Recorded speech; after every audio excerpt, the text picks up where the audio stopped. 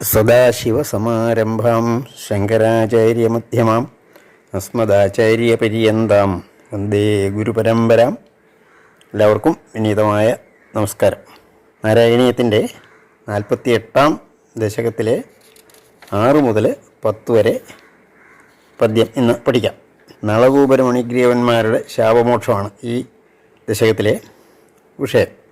നളകൂപര മണിഗ്രീവന്മാരുടെ അവർക്ക് നാരദൻ വഴിയിൽ നിന്നും ലഭിച്ച ശാപം മൂലമാണ് അവർക്ക് 2 മരുതുമരങ്ങളായിട്ട് ആമ്പാടിയിൽ നിൽക്കേണ്ടി വന്നത്.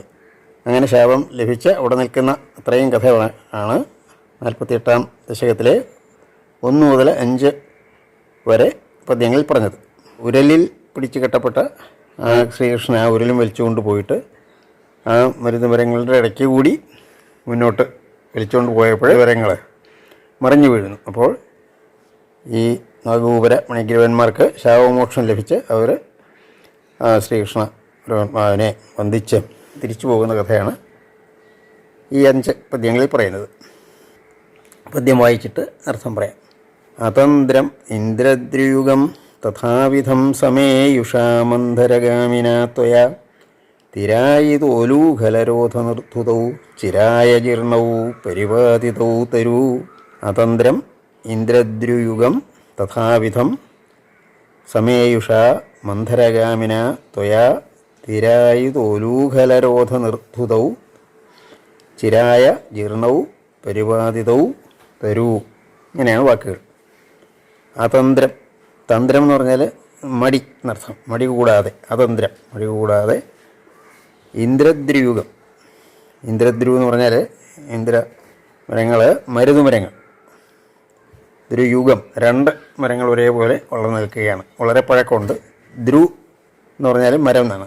തഥാവിധം എന്ന് പറഞ്ഞാൽ അപ്രകാരം എന്നുള്ളത് അവ്യയമാണല്ലോ. അത് നേരത്തെ പറഞ്ഞു, നേരത്തെ ഉള്ള പദ്യത്തിൽ പറഞ്ഞു. 2 മരങ്ങളായിട്ട് ആ നളകൂപര മണിഗ്രീവന്മാർ, ആ ഗന്ധർവന്മാർ അങ്ങനെയായി അങ്ങനെ നിന്ന ആ മരുതുമരങ്ങളെ യുഗത്തെ എന്നാണ് എടുക്കണം, ദ്വിതീയ വിഭക്തിയായിട്ട് എടുക്കണം. സമേയുഷ ത്വയ, സമേയുഷ എന്ന് പറഞ്ഞാൽ സമീപിക്കുന്നവനായ. സമേയുഷ്, സമേയുഷൗ, സമേയുഷ എന്നുള്ളതിൻ്റെ തൃതീയ വിഭക്തിയായിട്ട്. ത്വയ എന്നുള്ളത് അങ്ങയാൽ, നിന്നാൽ. ത്വം എന്നുള്ളതിൻ്റെ തൃതീയ വിഭക്തിയാണല്ലോ. അങ്ങനെ സമീപിക്കുന്നവനായ, അങ്ങയാൽ, രണ്ടും തൃതീയ വിഭക്തി. പിന്നെ ഒരു വിശേഷണങ്ങളുണ്ട്. മന്ധരഗാമിന, മന്ധരഗാമി, മന്ധരഗാമിനൗ, മന്ധരഗാമിന ഗാമിന, അതിൻ്റെ തൃതീയ ഏകവചനമാണ് മന്ധരഗാമിന. സാവകാശം ഗമിക്കുന്നവനായ നിന്നാൽ.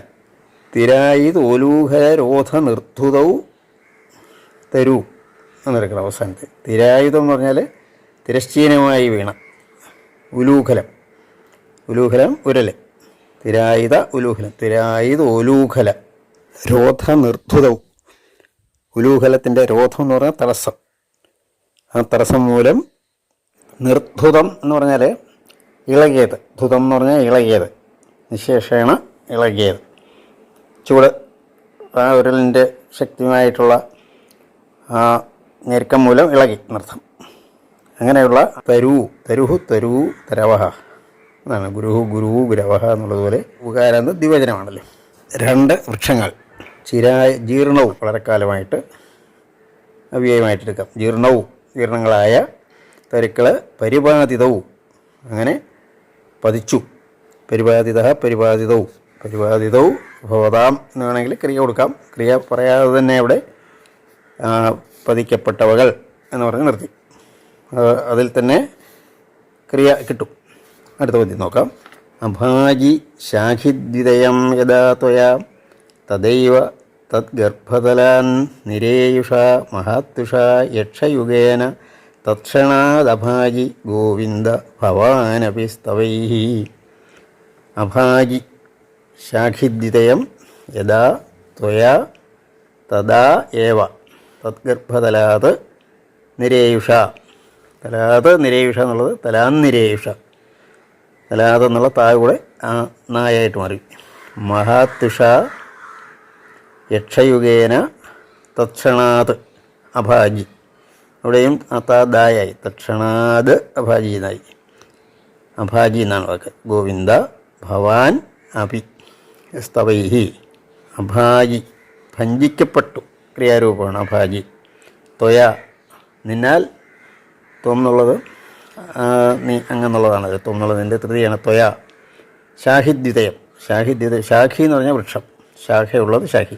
ദ്വിതയം എന്ന് പറഞ്ഞാൽ രണ്ട്. ആ രണ്ട് വൃക്ഷങ്ങൾ ദ്വിതയം, ശാഖികളുടെ രണ്ട്. യഥാ എപ്പോഴാണോ അഭാജി ഭഞ്ജിക്കപ്പെട്ടത്, തഥാ എന്ന് പറഞ്ഞാൽ അവയവമാണ്, അപ്പോൾ ഏവ എന്ന് പറഞ്ഞാലും അവയവം, അപ്പോൾ തന്നെ തദ്ഗർഭതലാത് അതിൻ്റെ ഗർഭതലത്തിൽ നിന്നും, അതിൻ്റെ ചുവട്ടിൽ നിന്നും, ഗർഭം എന്ന് പറഞ്ഞാൽ അവിടെ ചൂടെന്നുള്ള അർത്ഥത്തിലാണ്. ഗർഭതലാത് എന്നുള്ള പഞ്ചമി തലത്തിൽ നിന്നും നിരേയുഷ നിർഗമിച്ചു വന്നവരെ, ഉയർന്നു വന്നവർ എന്നർത്ഥം. യക്ഷയുഗേന എന്നുള്ള ആ തൃതീയാണ്. ആ യക്ഷന്മാരുടെ യുഗം എന്ന് പറഞ്ഞാൽ രണ്ടിനാൽ എന്ന് വരും. അങ്ങനെ ഉയർന്നു വന്നവരാൽ യക്ഷയുഗത്താൽ, അത് രണ്ടുപേരുണ്ടെങ്കിലും ഏകവചനമാണ്. കാരണം യുഗം എന്ന് പറയുമ്പോഴത്തേക്ക് അവരുടെ അത് ഏകവചനമായിട്ടാണ് വരുന്നത്. അങ്ങനെ വന്ന നിരേയുഷൗ എന്ന ഷകാരാന്തമായിട്ടൊക്കെ വരും. അതിൻ്റെ തൃതീയയാണ്. മഹാതുഷ, തുഷൗ തുഷ എന്ന വാക്കുണ്ട്. ശോഭ, വലിയ ശോഭയോടുകൂടിയവർ. മഹാതുഷ അതിൻ്റെ തൃതീയയാണ് തുഷ. യക്ഷയുഗേന അങ്ങനെയുള്ള യക്ഷന്മാരുടെ രണ്ടിനാൽ തക്ഷണാത് അപ്പോൾ തന്നെ, പെട്ടെന്ന് തന്നെ, അഭാജി ഹേ ഗോവിന്ദ, അല്ലയോ ഗോവിന്ദ സംബോധനയാണത്. അഭാജി എന്ന് പറഞ്ഞാൽ ഭജിക്കപ്പെട്ടു. ആദ്യത്തെ അഭാജി ഭഞ്ജിക്കപ്പെട്ടു, ഇത് അഭാജി ഭജിക്കപ്പെട്ടു. ഭവാൻ അഭി, ഭവാൻ ഭവന്തോ ഭവന്ത അങ്ങ്, അഭി എന്ന് പറഞ്ഞാൽ അങ്ങും, അഭിയമാണ് അഭി. സ്തവൈഹി അഭാജി സ്തവങ്ങളാൽ, സ്തോത്രങ്ങളാൽ. സ്തവം സ്തോത്രം സ്തുതിർ നുതിഹി, സ്തോത്രം എന്നുള്ളതിൻ്റെ പര്യായമാണ്. സ്തവൈഹി തൃതീയ ബഹുവചനമാണ്. അവകളാൽ നീ ഭജിക്കപ്പെട്ടു. അവിടെ ഇപ്പോൾ അഭാജി എന്നുള്ള ക്രിയ ഭജിക്കപ്പെട്ടു എന്നും ഉള്ള വാക്കായിട്ട് ഉപയോഗിക്കുന്ന അർത്ഥം ഇവിടെ. അടുത്ത പദ്യം നോക്കാം. ഇഹ അന്യഭക്തോപി സമേഷ്യതി ക്രമാത് ഭവന്തമേതൗ ഖലു രുദ്രസേവകൗ മുനിപ്രസാദാത് ഭവദംഘ്രിമാഗതൗ ഗതൗ വൃണാനൗ ഖലു ഭക്തിമുത്തമം. ഇഹ അന്യഭക്തഃ അപി സമേഷ്യതി ക്രമാത് ഭവന്തം, അത് എന്നുള്ളത് ദായാവും സന്ധി വരുമ്പോൾ ക്രമാത് ഭവന്തം എന്നാണ്. ഏതൗ ഖലു രുദ്രസേവകൗ മുനിപ്രസാദാത് എന്നാണ്. അതും സന്ധിയിൽ ദ ആകുന്നതാണ്. മുനിപ്രസാദാത് ഭവദംഘ്രീം ആഗതൗ ഗതൗ വൃണാനൗ ഖലു ഭക്തിം ഉത്തമാം. ഇങ്ങനെയാണ് വാക്കുകൾ. ഇഹ ഇവിടെ അവരവ്യയപദമാണ്. അന്യഭക്ത വേറൊരു ദേവനെ ഭജിക്കുന്നവൻ എന്നുള്ള അർത്ഥമാണ് ഇവിടെ. അന്യദേവ ഭക്തൻ എന്നെടുക്കണം. ഭക്ത അഭി എന്ന് പറഞ്ഞാൽ ഭക്തനും. സമേഷ്യതി എത്തിച്ചേരും, ഭാവികാലക്രിയയാണ്. ക്രമാത് എന്ന് പറഞ്ഞാൽ അവ്യയമാണ്. ക്രമത്തിൽ, ക്രമേണ. ഭവന്തം യഷ്യതി അങ്ങയുടെ സമീപത്തേക്ക് എന്നുള്ളതാണ്. ഭവാനെ സമേഷ്യതി അങ്ങയുടെ സമീപത്തേക്ക് എത്തിച്ചേരും. അതിന് ഒരു ഉദാഹരണമാണ് ഈ കഥ എന്നുള്ള അർത്ഥമാണ് ഇവിടെ പറയുന്നത്. ഏതോ ഈ നേരത്തെ തന്നെ ഈ കഥ പറയുമ്പോൾ, നാളെ ഊവരമണിക്കുര്യവന്മാരുടെ കഥ തുടങ്ങുമ്പോൾ പരമശിവൻ്റെ ഭക്തന്മാരായിരുന്നു ഇവർ എന്ന് നേരത്തെ ആദ്യത്തെ പദ്യത്തിൽ തന്നെ പറയുന്നുണ്ട്. ഏതോ ഇവർ, യേഷ ഏതോ, ഏതെന്ന് ഏതശബ്ദത്തിൻ്റെ പുല്ലിംഗ്, ഇവർ രണ്ടുപേർ ഖലു നിശ്ചയമായും. രുദ്രസേവകവും ഏതോ, ഖലു എന്നുള്ളത് അങ്ങനെ എത്തിച്ചേരും എന്നുള്ളതിന് വിളിക്കാം നിശ്ചയമായും. രുദ്രസേവകവും ഏതോ, രുദ്രസേവകന്മാരായ ഇവർ രണ്ടുപേരും. മുനിപ്രസാദാത്, മുനിയുടെ പ്രസാദം ഹേതുവായിട്ട്, മുനിപ്രസാദം കൊണ്ട്. ഭവദംഘ്രിം ആഗതവും, ഭവാൻ്റെ അഘ്രി എന്ന് പറഞ്ഞാൽ പാദം, ഭവത് പാദത്തെ ആഗതവും എത്തിച്ചേർന്നവർ എന്ന് പറഞ്ഞാൽ എത്തിച്ചേർന്നവരായി. അവർ ഭവദംഘ്രിം ആഗതവും ഏതവും എന്ന് എടുക്കാം. ഇവർ രണ്ടുപേരും പോയി എന്നാണ് ഞാൻ പറയാൻ പറ്റുന്നത്. ഗതവും പോയവരായി, തിരിച്ചു പോയി എന്നർത്ഥം. അവർ പോകുന്നതിന് മുമ്പ് ഉത്തമാം ഭക്തിം വൃണാനവും എന്നാണ്. അങ്ങയിൽ ഉത്തമമായ ഭക്തിയെ, രണ്ടും ദ്വിതീയ വിഭക്തിയാണ്. വൃണാനവും വരിക്കുന്നവരായിട്ട്, വരം നേടിയവരായിട്ട്. വൃണാനവും അത് വരം നേടിയവർ എന്നുള്ളർത്ഥമാണ്. എല്ലാം ദ്വിവചനമാണ്, കാരണം രണ്ടുപേരായതുകൊണ്ട്. നളകൂപരനും മണിഗ്രീവനും അങ്ങനെയാണ്. അവർ അങ്ങനെ തന്നെ നിശ്ചയമായും അങ്ങനെ തന്നെയാണ് അവർ പോയത്. അത് ഭട്ടതിരി വേറെയും പദ്യങ്ങളിൽ പറയുന്നുണ്ട്. മറ്റ് ദേവന്മാരെ ഭജിക്കുന്നവരെല്ലാം അങ്ങയിൽ തന്നെ വന്നു ചേരും എന്ന് പറയുന്നുണ്ട്. പലയിടത്തും പറയാറുണ്ട്, നാരായണൻ്റെ ഗുരുവായൂരപ്പൻ്റെ അല്ലെങ്കിൽ മഹാവിഷ്ണുവിൻ്റെ ഏറ്റവും വലിയ ഭക്തൻ പരമശിവനാണ് എന്ന് പലയിടത്തും സൂചന പറയാറുമുണ്ട്. അങ്ങനെയുള്ള സന്ദർഭങ്ങൾ എപ്പോഴും മറ്റു പുരാണങ്ങളിലെല്ലാം ഉണ്ടത്. അതാണ് ഇവിടെ ഭട്ടതിരിയും പറയുന്നത്. അടുത്ത പദ്യം നോക്കാം. തതസ്തരുദ്ധാരണ ദാരുണാരവ പ്രകമ്പി സമ്പാദിനി ഗോപമണ്ഡലേ വിലജ്ജിതത്വജ്ജനനീ മുഖേക്ഷിണ വിമോക്ഷി നന്ദേന ഭവാൻ വിമോക്ഷതഃ തതഃ തരുദ്ധാരണ ദാരുണാരവ പ്രകമ്പി സമ്പാദിനി ഗോപമണ്ഡലേ വിലജ്ജിതത്വജ്ജനനീ മുഖേക്ഷിണ വിമോക്ഷി നന്ദേന ഭവാൻ വിമോക്ഷതഃ. ഇത്രയുമാണ് വാക്ക്. അപ്പോൾ രണ്ട് വലിയ മരം, വളരെ പഴക്കമുള്ള മരമാണ്. നാരദൻ ഇവരെ ശപിക്കുന്നത് വളരെ വളരെ വളരെ കാലങ്ങൾക്കൊക്കെ മുമ്പാണ്. അപ്പോൾ ഈ മരത്തിന് അതുപോലെ പഴക്കമുണ്ട്. അപ്പോൾ ഇത് മറിഞ്ഞു വീണപ്പോൾ അവിടെ വലിയ ശബ്ദം കേട്ടു. അപ്പോൾ ഗോപന്മാരെല്ലാവരും കൂടെ ഓടി വരുവാണ്. അപ്പോഴാണ് ഈ ശ്രീകൃഷ്ണന് ആ മരത്തിനിടയ്ക്ക് ഉരലിൻ്റെ കെട്ടിയിരിക്കുന്നത് കണ്ടു. അപ്പോൾ ഉരലിൽ കെട്ടി കണ്ടപ്പോൾ നന്ദഗോപർക്ക് മനസ്സിലായി ഇത് യശോദയാണ് ചെയ്തിരിക്കുന്നത്. യശോദയായി ഇങ്ങനെ കെട്ടിയിട്ടത് കൊണ്ടാണല്ലോ ഇങ്ങനെ വേണ്ടി വന്നത്. അപ്പോൾ യശോദയെ നോക്കുന്നുണ്ട്. അപ്പം യശോദയ്ക്ക് കൃഷ്ണനെ അവിടെ നിൽക്കുന്നത് കണ്ടപ്പം സംഭ്രമം കുറഞ്ഞെങ്കിലും തൻ്റെ കുറ്റമാണല്ലോ എന്നുള്ളൊരു ലജ്ജ അല്ലെങ്കിൽ ആ ഒരു അപരാധത്തിൻ്റെ ഒരു ഭാവം മുഖത്തുണ്ട് എന്നുള്ളത് ആണ് ഇവിടെ സൂചിപ്പിക്കുന്നത്. തതഹ എന്ന് പറഞ്ഞാൽ അനന്തരം. തരു എന്ന് പറഞ്ഞാൽ തതഹ എന്നുള്ളതിൻ്റെ വിസർഗമാണ് സ ആയത്. തതഹ തരു വൃക്ഷം. തരുദ്ധാരണം. ധാരണം എന്ന് പറഞ്ഞാൽ അതിൻ്റെ പതനം, അതിൻ്റെ നാശം, അതിൻ്റെ ദാരുണം, വലിയ ആരവം. ആരവം എന്ന് പറഞ്ഞ ശബ്ദം. അതിനാൽ പ്രകമ്പിതമായി, അമ്പാടിയെല്ലാം പ്രകമ്പിതമായി, വിറച്ചുപോയി.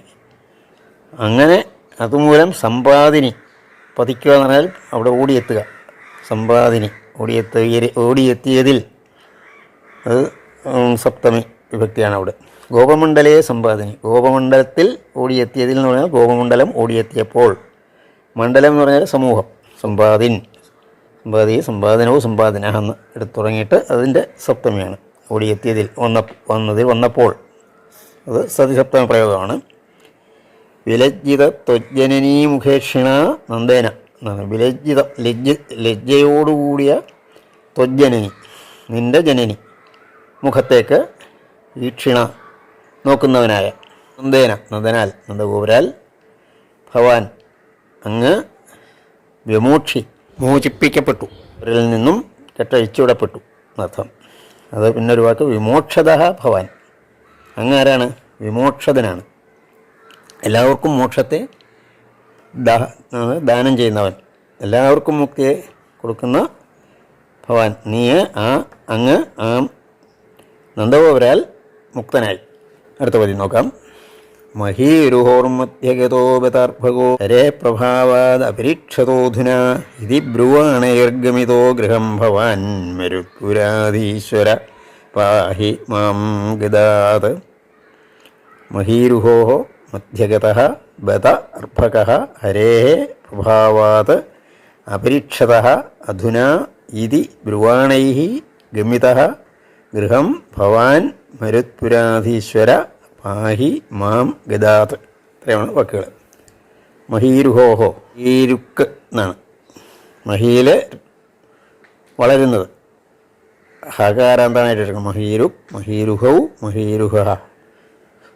അതിൻ്റെ ഷഷ്ഠി ദ്വിവചനമാണ്. മഹീരുഹ മഹീരുഹോഹോ. രണ്ട് വൃക്ഷങ്ങളുടെ മധ്യഗതഃ, മധ്യത്തിൽ അകപ്പെട്ടു പോയവനായ ബത. ബത എന്ന് പറഞ്ഞാൽ ആശ്ചര്യം, അവ്യയമാണ്. അർഭക, അർഭക ഈ കുട്ടി, അർഭകൻ എന്ന് പറഞ്ഞാൽ കുട്ടി. അർഭക ഹരേഹേ പ്രഭാവാത്, ഹരി ആ നാരായണൻ്റെ, ഹരേഹേ ഷഷ്ഠിയാണ്. ഹരിയുടെ പ്രഭാവാത്, പ്രഭാവത്താൽ, പ്രഭാവം ഹേതുവായിട്ട്. അപരീക്ഷത, അപരീക്ഷത എന്ന് പറഞ്ഞാൽ ക്ഷതമില്ലാത്തവൻ ആയി, അപകടം പറ്റാത്തവനായി, മുറിവൊന്നും പറ്റാത്തവനായി. അധുന എന്ന് പറഞ്ഞാൽ ഇന്ന്, ഇപ്പോൾ എന്നുള്ള അർത്ഥമാണ്. അവ്യയമായിട്ടെടുക്കാം. ഇതി ബ്രുവാണൈഹി, ഇപ്രകാരം. ഇതി അവ്യയമാണ്. ബ്രുവാണൈഹി പറയുന്നവരാൽ. ബ്രുവാണ എന്നുള്ളതിൻ്റെ തൃതീയ ബഹുവചനം പറയുന്നു. ബ്രുവാണൈഹി എന്നുള്ളതിൻ്റെ വിസർഗമാണ് എറുതായത്. ബ്രുവാണൈഹി ഗമിതഃ, ഗൃഹം ഗമിതഃ, ഗൃഹത്തിലേക്ക് കൊണ്ടുവരപ്പെട്ടവനായി. ഗമിതഃ ആ ഗോപന്മാരെല്ലാവരും കൂടെ, അല്ലെങ്കിൽ ഗോപികമാരെല്ലാവരും കൂടെ വീട്ടിലേക്ക് കൊണ്ടുവന്നു. ഇത് ബ്രുവാണൈഹി ഗോപൈഹി എന്നെടുക്കണം. ത്വം ഗൃഹം ഗമിത. കൊണ്ടുവരപ്പെട്ടവൻ എന്ന് പറഞ്ഞാൽ കൊണ്ടുവരപ്പെട്ടവനായി എന്നുള്ള ക്രിയ എടുക്കണം അവിടെ. അങ്ങനെയുള്ള അങ്ങ് ഹേമരുൽപുരാധീശ ഗുരുവായൂരപ്പ ഗദാത് പാഹി, എന്നെ ഞാൻ എന്നുള്ള ഗതിയ ഗദാത്, ഗതം രോഗം, അതിൻ്റെ പഞ്ചമിയാണ്. രോഗത്തിൽ നിന്ന് പാഹി, നീ രക്ഷിച്ചാലും, അങ്ങ് രക്ഷിച്ചാലും. എല്ലാവർക്കും വിനീതമായ നമസ്കാരം.